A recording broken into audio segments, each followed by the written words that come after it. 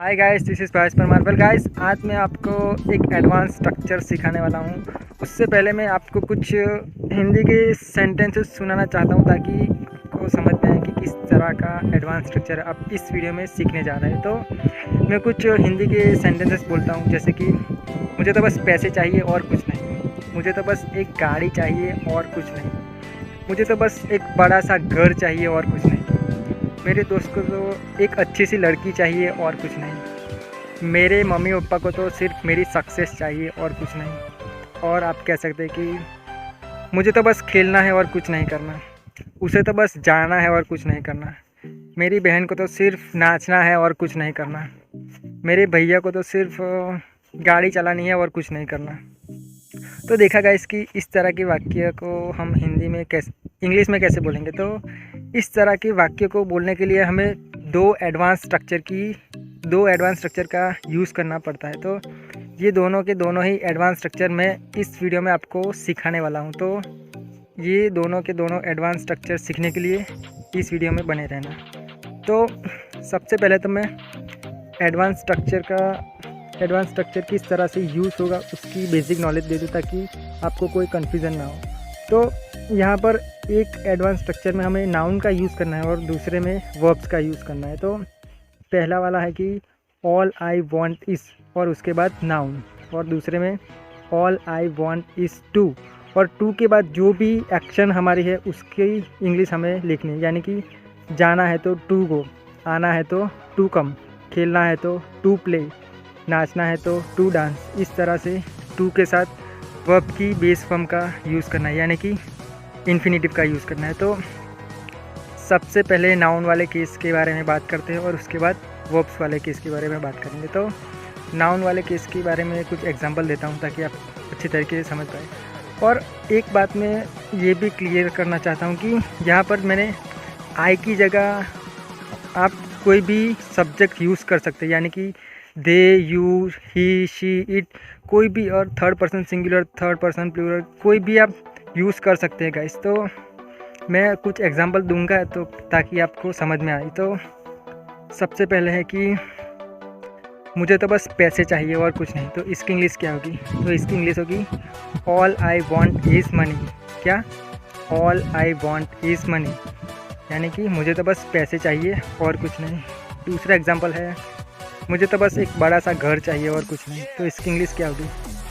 तो इसकी इंग्लिश होगी all I want is a big house. All I want is a big house, यानी कि मुझे तो बस एक बड़ा सा घर चाहिए और कुछ नहीं।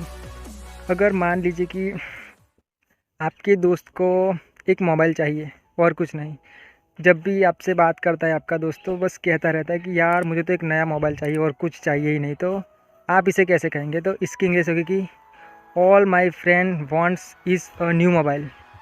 All my friend wants is a new mobile, यानी कि मेरे दोस्त को तो एक मोबाइल चाहिए और कुछ नहीं। तो यहाँ पर देखा गया इसकी अगर थर्ड पर्सन सिंगुलर का यूज़ हम करते हैं तो वांट की जगह वांट्स का यूज़ करना पड़ता है। तो हमने वांट में एस का उपयोग किया है। तो आपको पता होगा कि थर्ड पर्सन सिंगुलर के साथ वर्ब्स में एस या एस लगता है, तो यहाँ पर हमने एस लगाया है, वांट की जगह वांट्स किया है। तो आपको पता चला होगा कि वांट की जगह वांट्स क्यों यूज़ किया है। तो कुछ अदर एग्जांपल देता हूँ ताकि आप इस स्ट्रक्चर को अच्छी तरीके से समझ पाए। तो मान लीजिए कि आपको कहना है कि मुझे तो बस एक अच्छी लड़की चाहिए और कुछ नहीं, तो इसकी इंग्लिश क्या होगी? तो इसकी इंग्लिश होगी all I want is a good girl. All I want is a good girl, तो इसका मतलब है कि मुझे तो एक अच्छी लड़की चाहिए और कुछ नहीं, मुझे तो बस एक अच्छा फ्रेंड चाहिए और कुछ नहीं, तो इसकी इंग्लिश होगी all I want is a good friend. All I want is a good friend. अगर मान लीजिए कि आपको कहना है कि मुझे तो बस एक अच्छी सी कार चाहिए और कुछ नहीं, तो इसकी इंग्लिश क्या होगी? तो इसकी इंग्लिश होगी all I want is a good car. All I want is a good car, यानी कि मुझे तो एक अच्छी सी कार चाहिए और कुछ नहीं।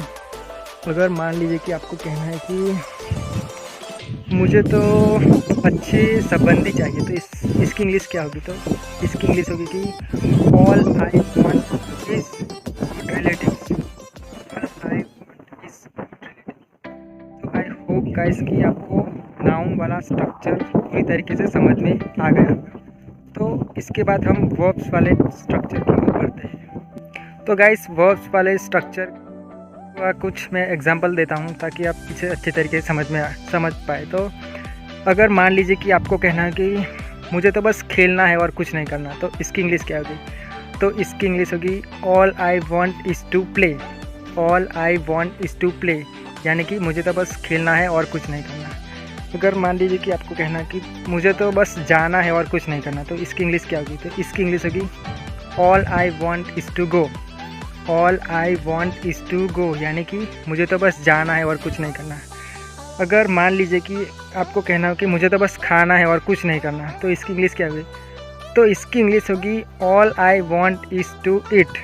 All I want is to eat यानी कि मुझे तो बस खाना है और कुछ नहीं करना। तो यहाँ पर सब्जेक्ट की जगह मैंने आई का यूज़ किया, तो मैं कुछ अदर सब्जेक्ट यूज़ करता हूँ ताकि आपको अच्छी तरीके से समझ में आए। यानी कि यहाँ पर मैं अपनी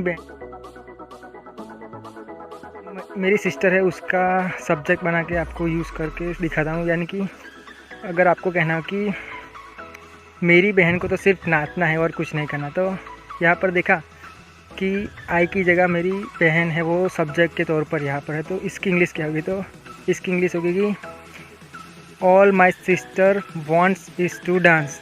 all my sister wants is to dance यानी कि मेरी बहन को तो सिर्फ नाचना है और कुछ नहीं करना। मेरे भैया को तो सिर्फ बाइक चलानी है और कुछ नहीं करना। तो इसकी इंग्लिश क्या होगी? तो इसकी इंग्लिश होगी all my brother wants is to ride a bike. All my brother wants is to ride a bike.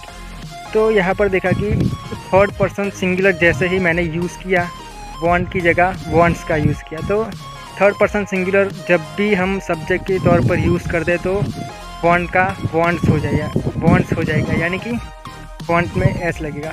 तो कुछ अदर एग्जांपल देता हूँ ताकि आप इसे बेहतर तरीके से समझ पाए। तो सपोज़ मान लीजिए कि आपको कहना है कि मुझे तो बस पढ़ना है और कुछ नहीं करना, तो इसकी इंग्लिश क्या होगी?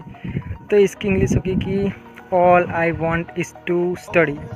All I want is to study यानी कि मुझे तो बस पढ़ना है और कुछ नहीं करना।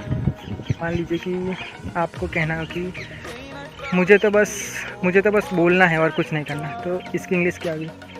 तो इसकी इंग्लिश होगी all I want is to speak. All I want is to speak यानी कि मुझे तो बस बोलना है। अगर मान लीजिए कि आपको कहीं जाना है, तो इसकी इंग्लिश क्या होगी? अगर मान लीजिए कि आपको कहीं जाना है और कुछ नहीं करना, तो इसकी इंग्लिश क्या होगी? तो इसकी इंग्लिश होगी कि all I want is to go somewhere. All I want is to go somewhere यानी कि मुझे तो कहीं जाना है और कुछ नहीं करना।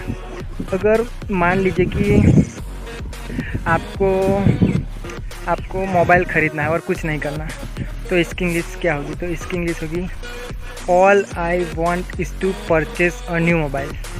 All I want is to purchase a new mobile यानी कि मुझे तो बस एक नया मोबाइल ख़रीदना है और कुछ नहीं करना। तो आपने देखा गाइस कि पहले वाले स्ट्रक्चर में नाउन का यूज़ हुआ है, दूसरे वाले स्ट्रक्चर में वर्ब्स का यूज़ हुआ है। तो मुझे लगता है कि आप लोगों को नाउन वाला और वर्ब वाला दोनों ही स्ट्रक्चर अच्छी तरीके से समझ में आ गए होंगे। तो अगर फिर भी आपके माइंड में कोई भी क्वेरी है इससे रिलेटेड, तो आप कमेंट बॉक्स में टाइप कर सकते हैं कि आपकी क्या क्वेरी है। तो आई होप आप समझ गए होंगे। तो आज के लिए इतना ही गाइस, मिलते हैं अगले वीडियो में कुछ नए एडवांस स्ट्रक्चर के साथ।